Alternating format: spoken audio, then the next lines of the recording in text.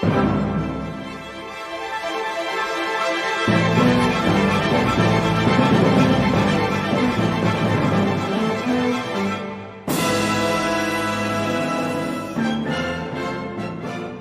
Slog, Stardate 4. These are the voyages of ensigns Mark and Eddie as we continue to chronologically critique Star Trek The Next Generation, which is a phrase I picked up from a wrestling podcast I listened to. Mark, how you been? Yeah, I've been pretty good. I went to my local library yesterday, and they were extremely. I don't know if I'll even be able to get across how excited they were when I asked for a library card. It was like if I had, do you remember the Macaulay Culkin film The Page Master? Yes, I do. Starring, I believe, Sir Patrick Stewart, maybe? Yeah, I think so. It's right. Yeah. So he goes to Christopher Lloyd's library, and it's raining, so he escapes into a library. I don't know what I guess the comment is kids don't read anymore, so the library is empty. Ironically delivered to us via the medium that killed books. Yeah, that happened a lot in the 80s and 90s. It was never-ending story was, it's raining, I've hidden, book. Yeah. It's a weirdly common plot trope. And Christopher Lloyd was like, well, come inside. We have a magic world of adventure and piracy and magic and fantasy and all that business. Honestly, if Christopher Lloyd had come on to Macaulay Culkin as enthusiastically as my local librarian was when I asked to sign up for my library card, I would have just gone, nah, I'll leave it, mate. Thanks very much. Like I wouldn't have gone on my Page Master adventure. I would have just gone back out into the rain and gone home. Why did you get a library card? I imagine so you could get books. Is the sort of, yeah. So, oh man, that was the other thing.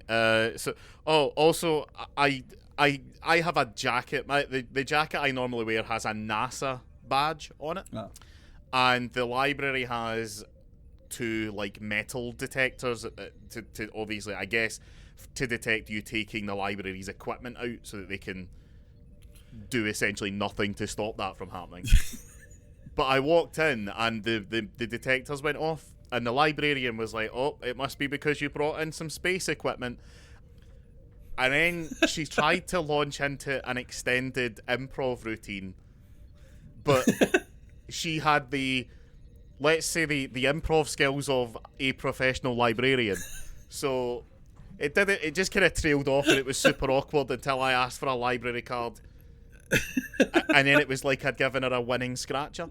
But no, I wanted to be, I work from home, so I spend most of my time at home, and I'm also a creative. I don't know if you can tell that from any of this shit. But I don't write well when I'm at home. There's too many distractions, namely because there isn't a single square foot in my flat I'm not willing to masturbate in. So in order to make sure that I'm able to get my writing done properly, I wanted to go to the library. Unfortunately, in Scotland, we weren't able to sit in libraries until quite recently. So I went there and I wrote 3 pages of a script today. It was probably about 4, actually. Closer to 4. Yeah, nice. So I wanted to be productive, but also I now have access to Glasgow City Council's entire library of audiobooks and ebooks and things. This is just a big... We're sponsored this week by the Glasgow Library System. Yeah, and the concept of libraries in general. Yeah, do you know what? I'll do it for free. Like, libraries, the concept of libraries, you don't have to pay me. I will support you unequivocally. Until libraries turn around and say, do you know who we have to get rid of? The Jews. That's like the line that libraries will have to get to before I won't support them. They are the pinnacle of humanity. Yeah. The slogan for libraries should just be libraries. Socialism works. Libraries have been around for ages. No, Stephen King has still got a shitload of money, right? Yeah. You can give stuff away for free, and it's fine. Broadly speaking, fine. Most people will still buy things because we've got simple monkey brains, and it's nice that you can like go get a nut from the library and look at it, but you want your own nuts back in your nut palace at home. So That's what I call my flat, my nut palace. Oh. Yeah, I like as well that the Library of Alexandria, which was cutting about what was like 3,000 years ago or so. Oh yeah. And there was a fire and we lost quite a lot of information. And people are still talking about it. That's how important libraries are, is that we still lament, oh my god, what if we hadn't set fire to the Library of Alexandria? Yeah. You know. Yeah. Imagine anyone in 1,000 years is still talking about 9/11. Tenner.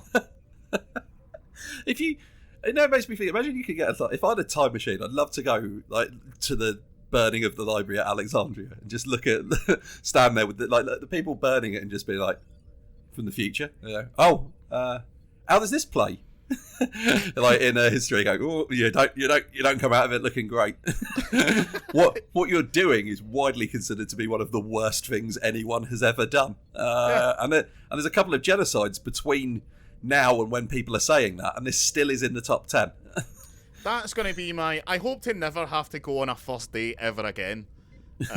Mainly because, one, I'm very happily in a very long-term relationship, and two, I hope she outlives me, which she inevitably will.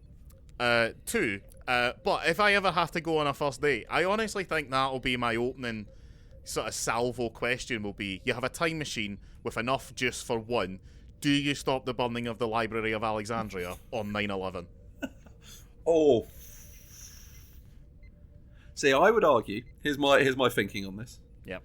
If you stop the burning of the library at Alexandria, the timeline you've created would be so radically different that 9/11 wouldn't happen. I agree, but also, if you stop 9/11, then Sam Raimi's Spider-Man isn't as good. Well, we don't know that. That's true. The Sam Raimi Spider-Man where a helicopter gets webbed between the two Twin Towers, might have been great. That might have set the bar way higher than it was. Because I'm going to say something controversial. Right, this is my most controversial movie opinion. The Sam Raimi Spider-Man movies were very, very good superhero movies when we didn't know what good superhero movies were. And now that we've had a lot of very good Superman movies, if you go back and watch them, they are not particularly great. Agree. No. When I said agree, there was a question mark after that. One and two definitely hold up. Spider-Man 2 is a masterpiece of superhero cinema. The Doc Ock awakening scene where he murders everyone in the room, and the fight between Spider-Man and Doc Ock is great, even though that Spider-Man only wins that fight because the editors cheat. Because there's a point where Spider-Man gets thrown forwards and then lands on Doc. Like, he's on top of the train, he gets flung forwards by Doc Ock, goes through a bridge, and then when he comes out the other side, he lands on Doc Ock. Yep. Because the editors have decided that would happen, despite the fact that the direction he was thrown means Doc Ock would be behind him. So technically, Spider-Man only wins that fight because Sam Raimi wanted him to, and not because he's good at Spider-Manning.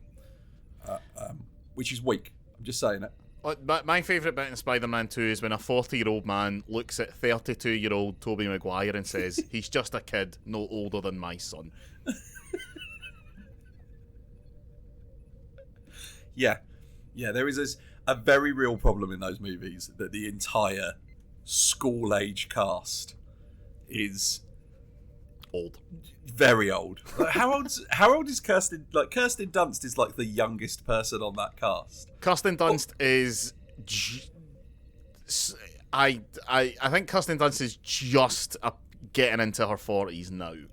Okay, so she's probably the right age, and then you've got James. And then, of course, it's got the crime that Sam Raimi committed of forcing James Franco on the rest of us. We didn't know that, what we know now. To be fair, Sam Raimi started that, but then James Franco took the forcing himself on people. He took that all by himself. It's so weird that he's Alison Brie's brother-in-law. Yeah, it's actually kind of weird that he's Dave Franco's brother. Because Dave Franco seems like a top lad. I've seen Dave Franco getting interviewed, I think on it might have been Conan, and one of the first things Conan asks him is like, basically, what the fuck is up with your brother? And Dave Franco's like, I don't fucking know. I'm just an actor earning a crust. I'm not fucking painting naked pictures of Seth Rogen on the edge of and selling them on eBay. So how you doing? As I told you in our pre-chat, it's been a week. So I'm currently locked in an ongoing feud with the NHS, which I know makes me sound like a fucking Tory, but it's not. It's the annoying thing is, at some point this might turn into a lawsuit, and I want to be able to work out whether legally. Like, I don't want to sue the NHS, but there is this. What I'm going to say his name. His name is Mr. Jonathan Pollock. He is the head neurosurgeon at Queen's Hospital in Romford, and he is. No, I don't care. He can sue me. I'm fine, and he is incompetent. He can't do his job on a basic level, and I hope he slips and falls whilst performing brain surgery on somebody, and he stabs a scalpel into the murder centre of their brain, and they proceed to strangle him to death. If you stabbed a scalpel into the murder centre of someone's brain, wouldn't that make them less likely to murder? It depends how you hit it. Like, if you sever it from the self-control portion of the brain, so the murder centre's free. Like, I don't know how brains work. We all definitely have a murder centre. We all have a. There's a part of that we constantly have to tamp down every time we're standing on the tube and a child is sitting down.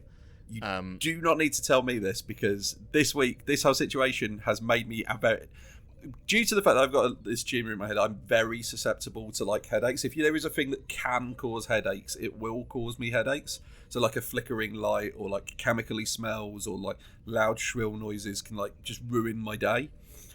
But what I found out today, like what I found out over the last week, is also a trigger for headaches. Mark, have you ever heard of a rage headache? Because I have now. Yeah, of course I have. Yeah. Which is the only way to get rid of a rage headache is to calm down.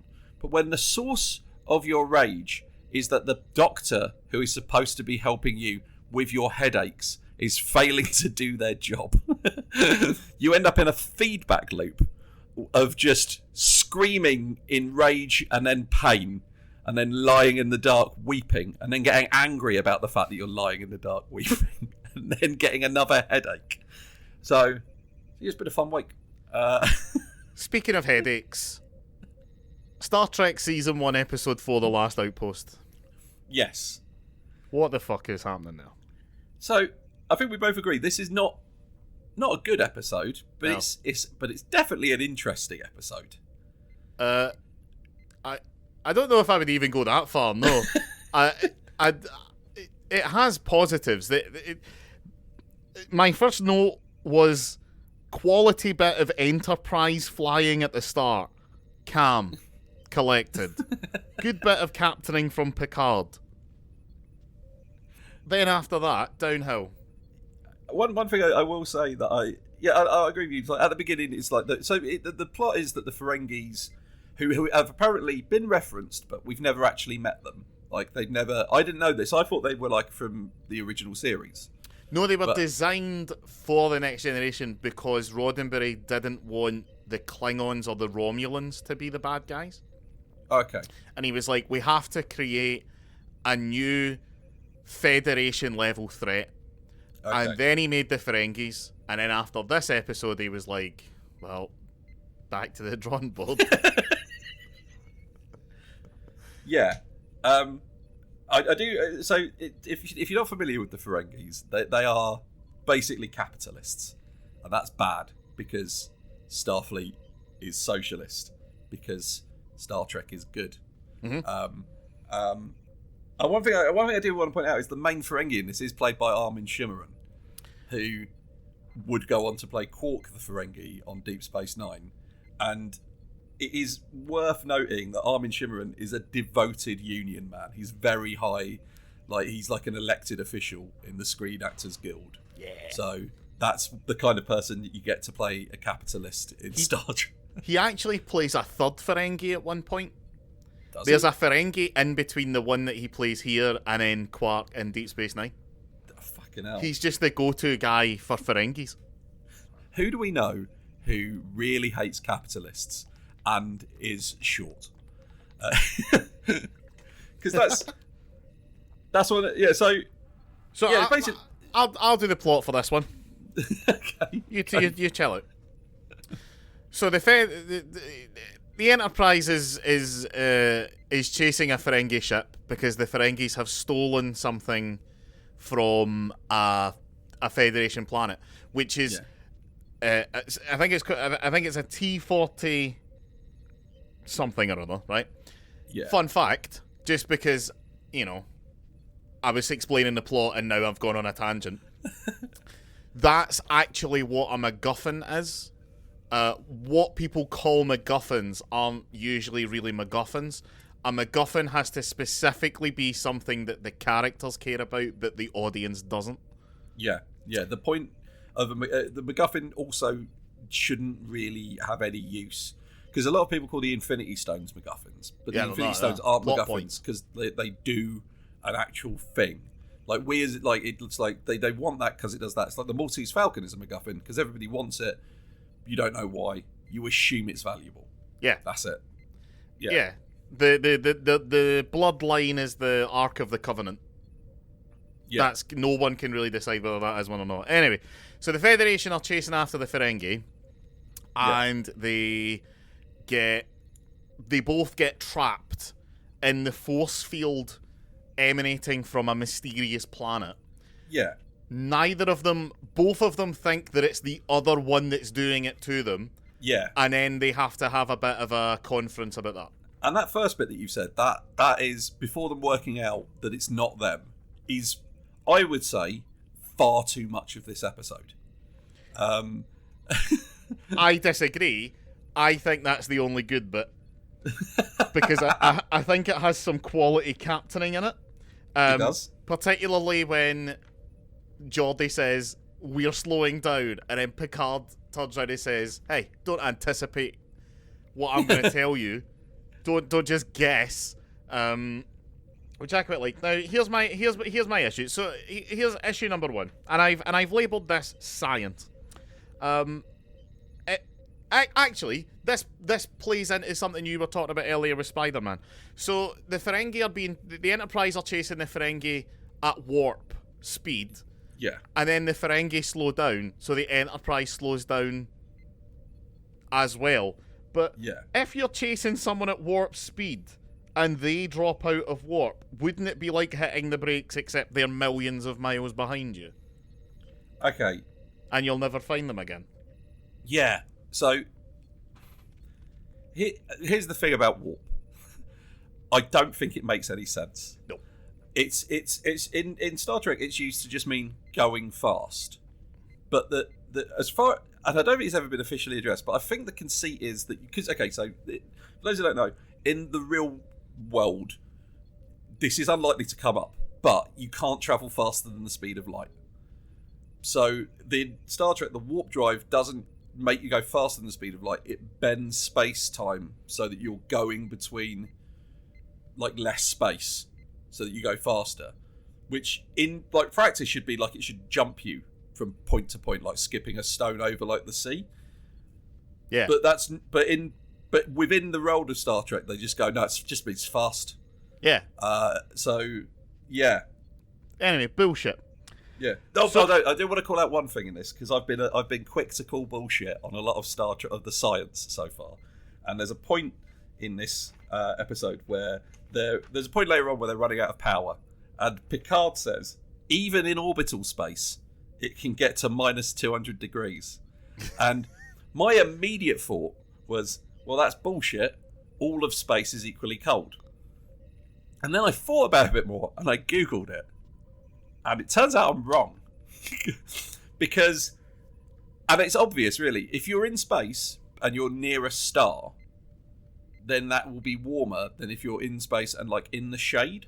Yeah. So the orbit, if you're in orbit around the Earth, it swings from being like 172 degrees Celsius to minus 240 degrees Celsius, depending on which side of the Earth you are on. So the International Space Station is like superheating and supercooling itself as it gets in front of the sun and then behind the Earth. So yeah, I'm going to just say good sound science from them there. Not a lot of laughs in this episode. No, but a lot of science. A lot of science. And my favourite thing is in this episode, Mark. Oh yeah? My favourite thing you ever get in any episode of Star Trek has turned up in this, which is later on when they're down on the planet, there's a big space head. Oh yeah. I absolutely love when the crew of the Enterprise come across a giant floating head made of lasers in space. I don't know why. I don't know why I love that, but it's one of my favourite things. So the Enterprise crew they catch up on the Ferengi. They're both trapped there. And Picard assumes, because they've never met, that the Ferengi must have the technology to entrap them. Yeah. So Picard says, hail them, etc., etc., etc.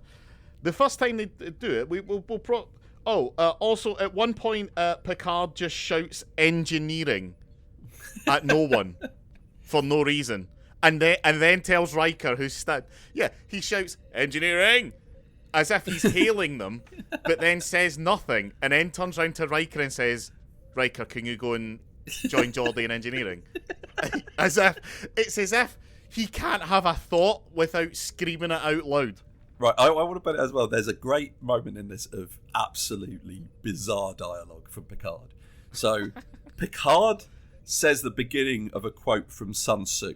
Yeah. And Riker finishes it off. And Picard's all like, well, I'm glad to see they're still teaching Sun Tzu at the Academy.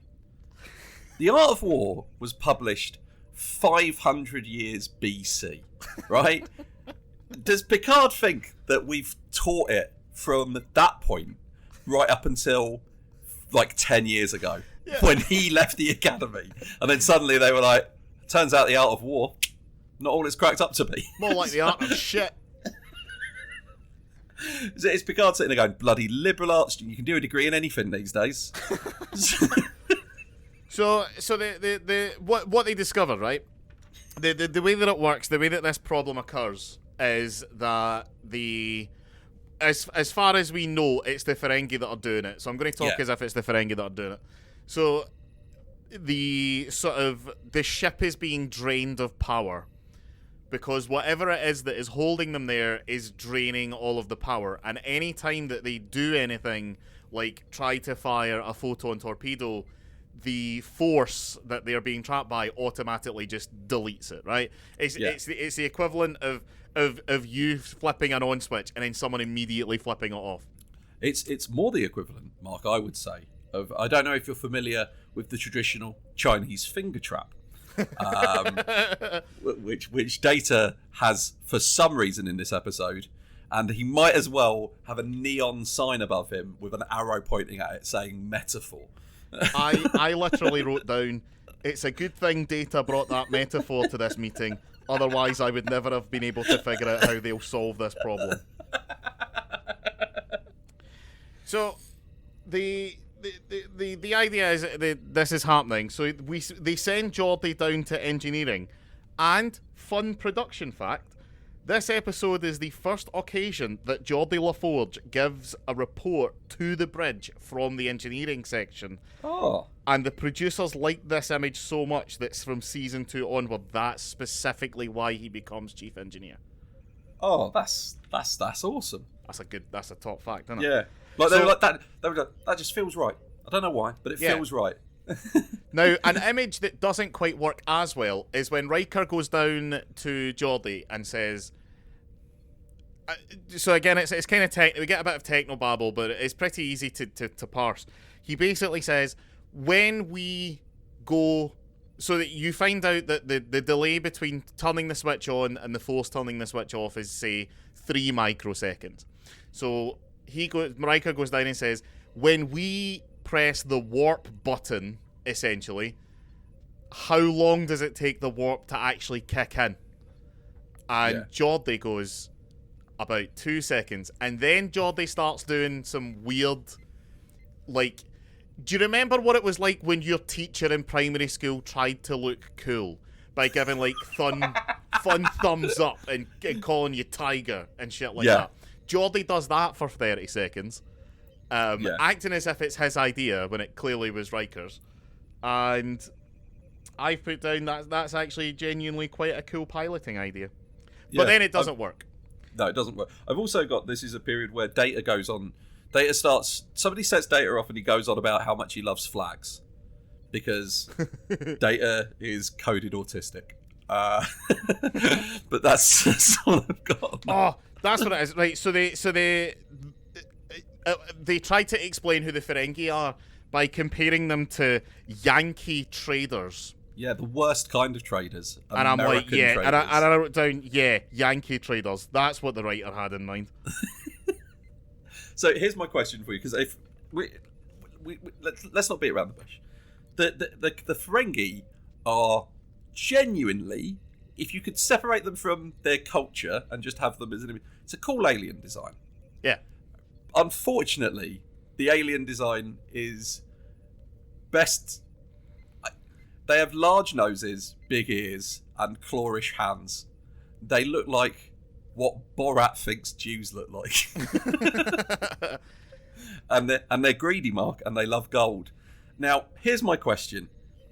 Did Gene Roddenberry go to like the special effects team and be like, knock us up an alien? And then it unfortunately happened to be the worst possible design for the culture it was given? Or did he tell the special effects team, we want these greedy aliens, give us your best one? And somebody down in the special effects team was like, ja, mein Führer. I wonder, because obviously last week we had the racist episode, and Gene Roddenberry had to fire the director who made it racist. So after this episode, did he have to fire someone in the special effects department and just be like, can we stop fucking hiring racists and anti-Semites, please? Is that what? Wouldn't it be great if that's the story? That's the actual reason why Star Trek got good, like midway through season 2. It's just it just took Gene Roddenberry that long to fire all of the bigots. So there's an incredible exchange. It's not even an exchange, because Picard basically says it to himself after they bring up the flag, because they mention red, white, and blue as the Yankee traders. Yeah. And Picard says the red, white, and blue used by the Americans for an odious flag design, not like the French who used it in the correct order, red, white, blue, or I can't remember. Yeah. But then Data goes off at him and starts mentioning other flags. Picard is angry at him, and I've written down, Data really needs to learn that Picard just needs to have a France wank every now and again. Yeah.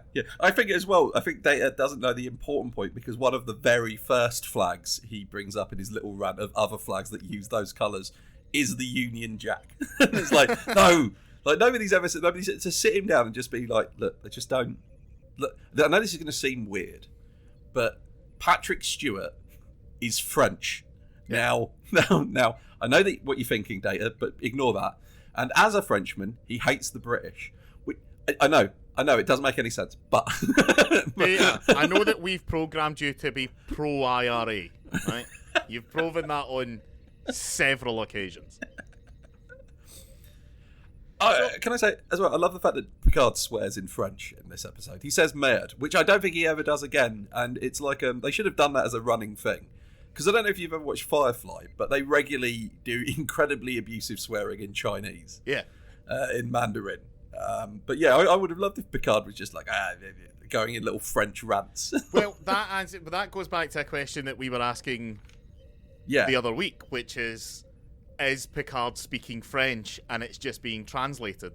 So the fact that he swears in French implies to me that he speaks English. He speaks English, yeah. Yeah. I mean, in actuality, it's if we want to be genuine about the future that we're hurtling towards, everybody on board this ship is speaking Mandarin.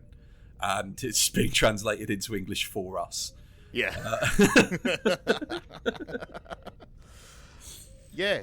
So, it's I've also got written down here. What the fuck is Worf's job at this point? What does Worf do? He's just on the bridge. He's just because he sits at the helm. Yeah, and he's regularly again. This is another situation where Worf is immediately up for dying in battle, despite the fact that the situation does not call for it.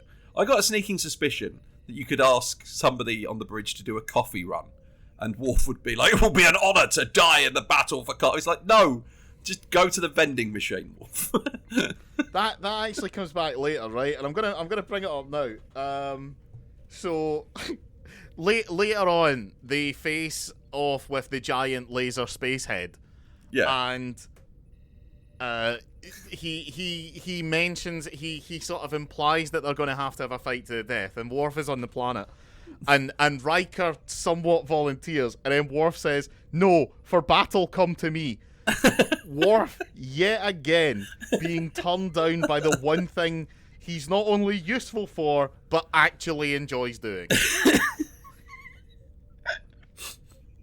It's amazing how we are 4 episodes in, and the first one's a 2-parter, and the big Klingon guy has yet to throw a punch. He does get a bit of a fight in this one. He throws 2 of those Ferengi around in a weird circle move. Yeah, he does. One thing I want to bring up about this, because when they eventually talk to the Ferengi, like it's quite a long way into the episode that you get the reveal of what the Ferengi look like, and they turn up on the view screen, right? And they've just got like a white background, and he's much bigger than like normally you get like a view of the bridge, from like a sensibly placed camera, but he's like much bigger, and he's like, is it him? Like, whose job is that? Do you get to decide how big you appear on somebody else's screen? I think it's more just like a gran who can't use Zoom. Like, I think there's a deleted scene in this episode because the point is, so what happens is that the Enterprise are like, hail frequencies, hail the Ferengi, we have to see you visually, it's part of our, we want to know what you look like. We want to know what you look like. Is there a deleted scene where it cuts to the Ferengi and all you see is just like from the mouth down, and then the Ferengi going, how did I get this to? Do I stand up? The first time you click over, that actually just shows the Enterprise because they've got the other camera on. Yeah. And then it's Picard going, no, just if you go down the bottom, there's a button that says flip. Yeah. No, not that one. No, now you've muted yourself. It's 2 arrows. The 2 arrows. It'll be at the bottom. But so that here's an issue, right, that I have, which is what so Picard thinks that the Ferengi are they have trapped them. They don't realize it's the planet that's done it yet, right? They think the Ferengi just have advanced technology. So Picard hails the Ferengi and talks about a surrender, which they've gone into conference and decided we are going to have to surrender. It's just what we're it's the only way we're going to make it out of this. I want to bring up something about that going into conference, because what happens is Picard says, okay, we need to make a decision, let's go to the conference room, which is the room next door to the bridge, and then literally everyone who's on the bridge leaves and goes into that room. Despite the fact they could have stayed where they are and had the conversations. I never noticed that. There's like, they leave behind, there's like 3 guys left behind at like the things, and I imagine how angry you are. It's like, well, I'd like to be included. Yeah. So they decide to surrender. So they hail the Ferengi, and they say, we've decided. They use the word surrender, and then the Ferengi, in a comical hijinksy mishap, think that they are being told to surrender. So they then say unconditional surrender is unacceptable. Yeah. There have to be conditions if we are going to be the ones surrendering. Picard then they refer to the Ferengi code, and as someone who's watched all of Deep Space Nine, the Ferengis don't have a code. They have a book that's their sacred text, which is known as the Rules of Acquisition, and it's one of my favourite things in Star Trek. It has such great rules as, I think, like Rule 81, war is good for business. Rule 82, peace is good for business. There's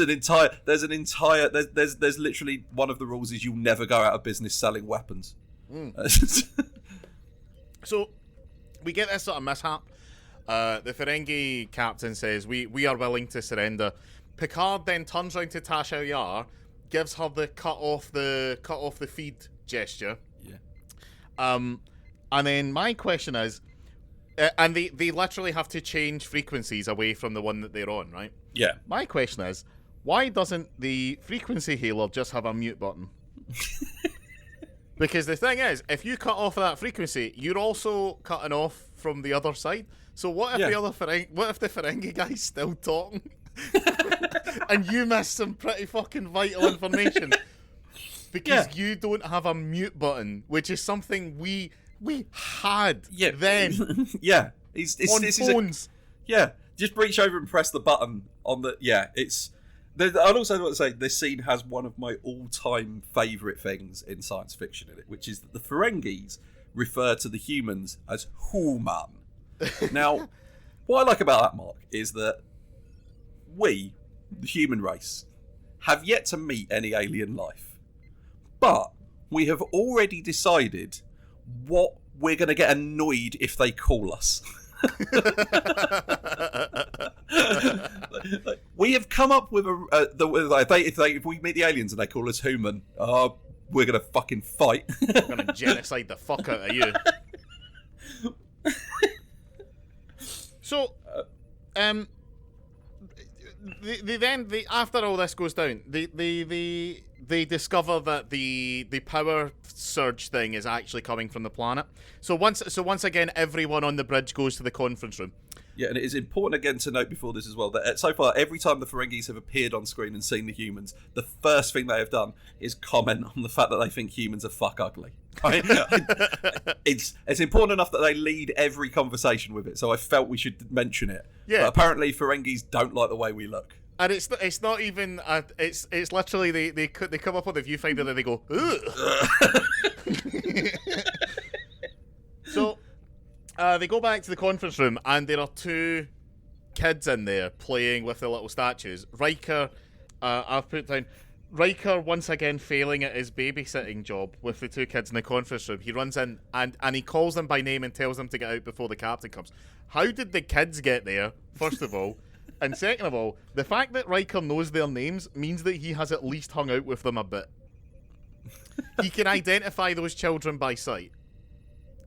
Or, you say that, is it the creepier option that, like, of an evening, as part of he's been given this job by Picard. So he's sat there with, like, flashcards. It's like Troy's holding them up for him. Of every child on board the Enterprise with a name and, like, some basic facts. And also likes and dislikes. Kinks and limits. Like Todd strongly dislikes mustard. Yeah. And then he also when he chases them out, he says boys will be boys. So I'm glad that excuse is still flying in the 23rd century. And I'm glad it comes from Riker, the man most likely to be reported to HR. Oh no. Wouldn't be called HR, would it? Human resources. No, it'd be sentient being SBR. Maybe. Yeah. Yeah. What would it be? Team resources. Yeah, you can't report Worf to human resources. Like, I'm not going. Yeah. What's Klingon resources? It's just a room with a turkey leg in it and a butterbean punching bag. A guillotine. So they decide to beam down. Yeah.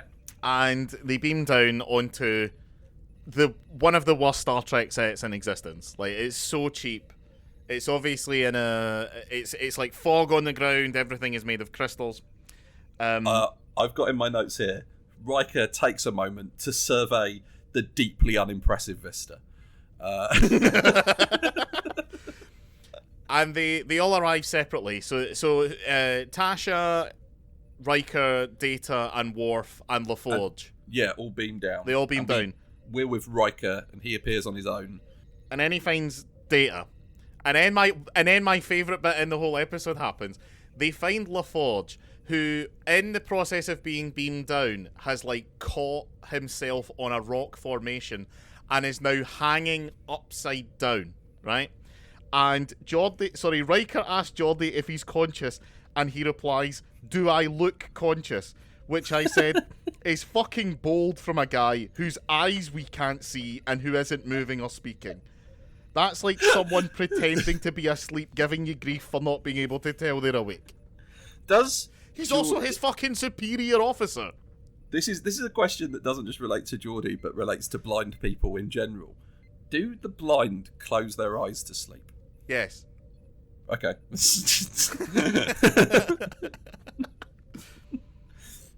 Because, Eddie, have you ever tried to just not blink?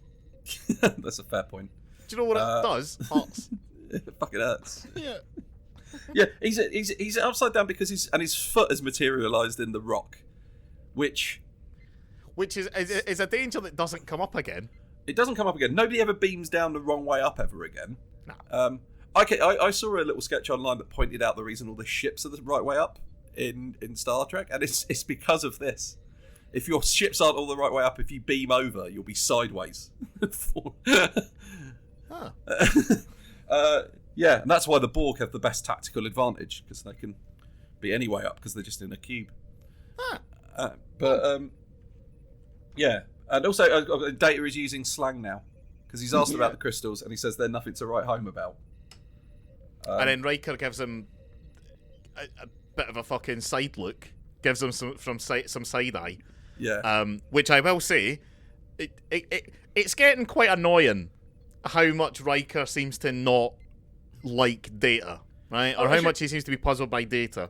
I want to point out that Riker has also said in this episode, this is first contact with the Ferengi, and Riker has said he doesn't like the look of them, and he already distrusts them, which is just another Riker as met an alien race. So let's run through this. Riker is called black people devious in the previous episode. He doesn't like the look of the Ferengis, and he's told Data to his face that he thinks he's weird in episode 1. The stack of evidence, because I when he said that, I wrote it down, like wrote a note down, and I was watching this episode with my girlfriend Emma, and she said to me, "Why are you writing that down?" And I said, "We're building quite a case against Riker."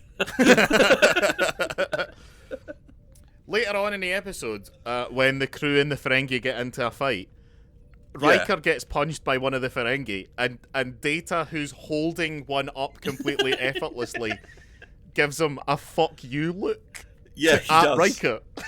Yeah, my notes for the fight literally. So they're fighting. The thunder is hurting the Ferengi's ears because they've got big ears, and there's thunder on this planet. But I've just got as well. My notes for the fight are just Worf and Data kick ass. Riker is shit. and then Tasha turns up with a gun. Also, I want to say this: the Ferengis have got really cool, like, laser whips instead of the dildos. Yeah, it looks like a whip, and they go like whip it, and like energy sparks off of it, which is, yeah. I just thought it was which cool. is highly unpractical, and they do they legit look like giant dildos. Yeah, because they're like girthy. Also, right, and veiny. So, they mentioned, because Tasha turns up with a thing with the phaser at some point. The Ferengis mentioned that Ferengi women aren't allowed to wear clothes. Now, this here, okay, I'm going to put forward what a genuine issue I've always had with the Ferengi, because this is carried over like into Deep Space Nine. They have a deeply misogynistic society in which women aren't allowed to wear clothes and are treated as property. But if you are an entirely capitalistically minded society and all you care about is money, surely you would just see women as more workers and customers. Like, because we live in a capitalist society that has other issues running through it. But they are supposed to be fundamentally all they care about is money. They don't have any views or values beyond cash. Yeah. So it would seem to me that, like, somebody needs to sit down and is like, look, once you get women in clothes, you can sell women clothes. Yeah. Have you not heard of the ancient Earth proverb, "Bitches be shopping"? I think it was Sun Tzu who wrote that. Can we discuss what's happening back on the ship at this point? Because so the ship's still being drained of energy at this point, while the Ferengis and stuff are having their fight. And whilst it's being drained of energy, life support's going out, and Wesley isn't there, thank God. And Crusher and Picard have a fucking conversation that needs to be addressed. Oh, I love this. So you go on. So Picard asks Crusher where Wesley is, and she says, "Oh, he's back in our quarters in bed." And she goes, "I thought about." So, sorry, just to set something up. So, the life support is going out, and their base, if it continues, they're all going to freeze to death. Yeah. In a ship full of frozen women. Gene Roddenberry is just he's gonna hit the ceiling. Yeah, it's how this. He's been freezing people. It's excessive. We're 4 episodes in, and it's been in 3 of them. But Crusher's like, "Oh, I nearly sedated Wesley, so that it's like, oh, if we do die, it would be at least painless. He'd be asleep when he froze." And Picard replies, "He has the right to meet death awake."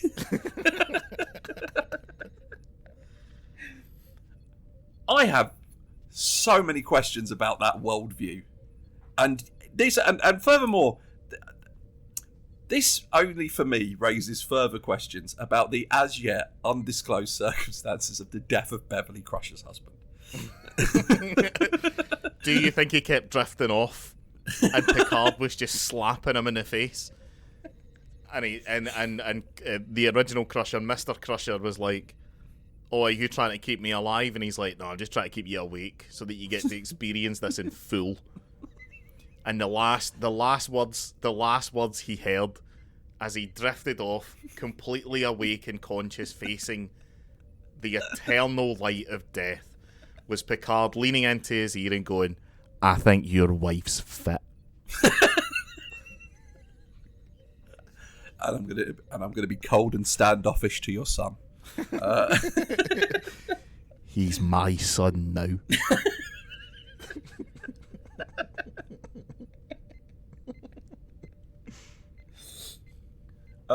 But yeah, anyway, back down the planet, big space head. Like I said, my favourite thing in Star Trek. Turns up, knocks everyone's guns out, gives a big, "Oh, I'm a big space head" speech. Everyone's like, "Oh, it's a big space head." And like Riker's like, "Big space heads are like day 2 at the academy." How weird is fucking Starfleet Academy, do you reckon? Like, day 1, here's what to do. First of all, here's how to check whether you're trapped in a simulation. Here's what you do. Like, imagine the first 2 weeks. Day 3, Sun Tzu. Well, it used to be Sun Tzu. We don't do it anymore. We discovered it was irrelevant. I imagine the first 2 weeks of Starfleet Academy are just weeding out all the Romulan spies.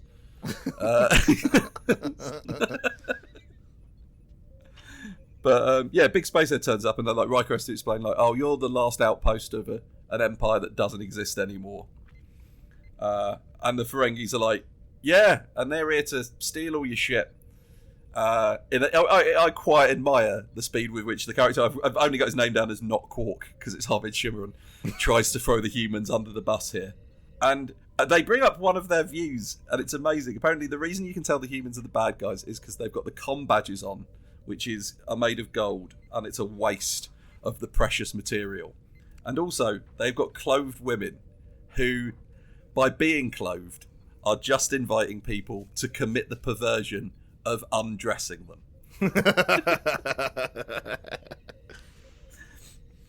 And Data's response to this is to, broadly speaking, agree with the Ferengi and be like, "Oh yeah, no, Starfleet's let civilizations fall. We've done shit like we don't get involved. We've let the strong and violent take over the weak." Yeah. On occasion. It's like somebody needs to sit Data down and be like, "You don't have to lie, but like, there's information you don't have to offer up immediately." Like, then it turns out that the guy was just testing them all, and he had he then asks Riker, do you want me to just kill the Ferengi for you? And Riker's like, "Nah, leave it." Yeah. Leave it, mate. It's not worth it. Just let us go. Now, the thing is, my question is, because that guy, I think he's called the Guardian. Yeah. And he has massive power. Like, he is able to conjure a space force that is able to really get to the core of Gene Roddenberry's fetish for frozen women.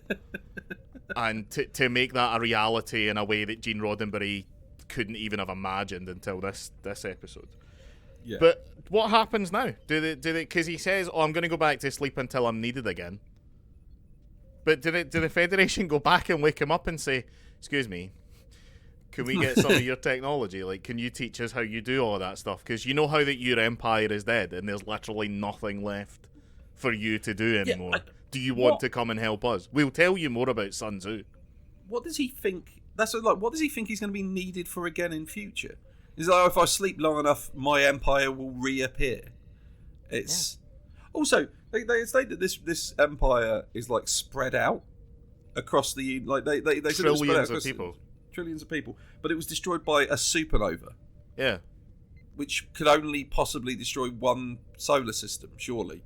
And if this planet was in the solar system that they were all in, then it would be gone. Yeah. And if they had multiple star systems, then a supernova wouldn't. It's fucking odd. It's weird.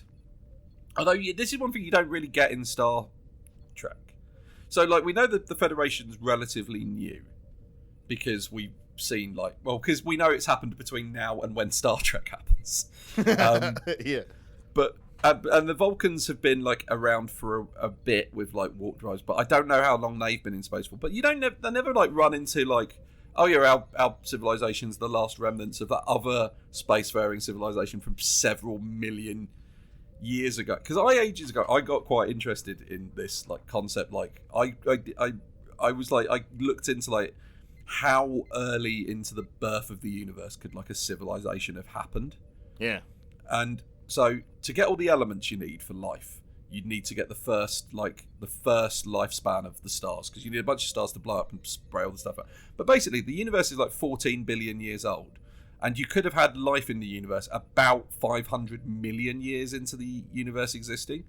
So there could be like these guys, this civilization might be real fucking old, and he's like, oh, I'm just gonna go back to sleep. It's like, what the fuck? There's new shit now, man. Like, come check it out. Go on a bit of holiday. Have some time off. You've been asleep for fucking ages. He's gone to... Basically, this bloke has slept for thousands, if not millions of years, and his response to that is to hit snooze. Yeah. And instead, Riker should have gone, if you like porn, wait till you see this fucking holodeck thing that we have. Yeah. I've got all of my notes for the end of the episode. It's just in a little bit. Worf is clearly annoyed when they're back on the ship that he's not dead, and then Riker beams over a bunch of finger traps to the Ferengi as a gift. Yep, it's very funny because they'll get trapped. Is this the first make it so? Because Riker suggests it, and then Picard tells him to make it so. Is this the first one? It's not the first engage. But it's not the first engage, but I don't recall there being a make it so far. No, so we've had the first engage, the first make it so, the first Geordie reporting in from engineering, and we've had the yellow and black holodeck all turn up by now. Yeah. What haven't we had? We haven't had a shuttle yet. Nope. No, we haven't had. We also, I think was this the first full beam down, like where there's like 5 people on the pads and it's yeah. So yeah, we haven't had a not shit episode yet. No, we haven't. The next one's quite Wesley heavy. I remember this one quite specifically, but I think it's good. This like I said, this episode wasn't as bad as I was expecting it to be. It wasn't as bad as I remember it. I remember there being a lot more stuff on the planet. But in reality, that's only like the last 15 minutes. Yeah, weirdly, the Ferengi, whilst they are later to be more defined as being very greedy and very capitalistic, because they're kind of just the figure, like they've got like the outlines of what they want the Ferengi to be here. It didn't come across as immediately anti-Semitic as I was thinking it was going to. Yeah, the same here. Yeah. because they weren't so money obsessed and scheming and conniving as they appear in later episodes. But yeah, So what was your questions to is it a good episode of Star Trek? Does it ask a big question? Does it ask a big question? Does it have quality captaining or tactics? It does have some fucking great captaining. Yeah, it and does some have some good great tactics. captaining. Yeah, because when he clocks that they think he's asking them to surrender, Yeah. Picard immediately goes into bluff mode and is like, "Oh no, yep, that's us. We did that. Yep, that's us." I can't remember what the third one was. I'll need to go back and relive and add. For me, it's got a big space head. So It's got got a big space head. Does it ask a big question? Not really. Not really. It's more. This episode's more doing that thing that you have to do in early part of your Star Trek series, where you're like, what is the ideals of the Federation and how do they compare to the ideals? Basically, it's the episode where we go, let's shit on capitalism because Gene Roddenberry didn't think capitalism was a good idea. No. Because they cancelled Star Trek. Yeah. Yeah, it was fine. It wasn't very good. Yeah, it certainly exists. It is. If you want to watch an episode of Star Trek, this is certainly one. It's 100%. Cannot disagree with that. And yeah, it's not. I think this is the problem. How fucked up is our view of what is good Star Trek at the moment? Because we're off the back of The Naked Now, and the episode that is just colloquially referred to as the racist episode. Just like, our bar's pretty low. We're going to have our mind blown. When we get to Measure of a Man, we're going to have a 3-hour podcast where we just suck Picard's dick. And also, if we do this one at a time, it's going to take us a year to even get to the start of season 2.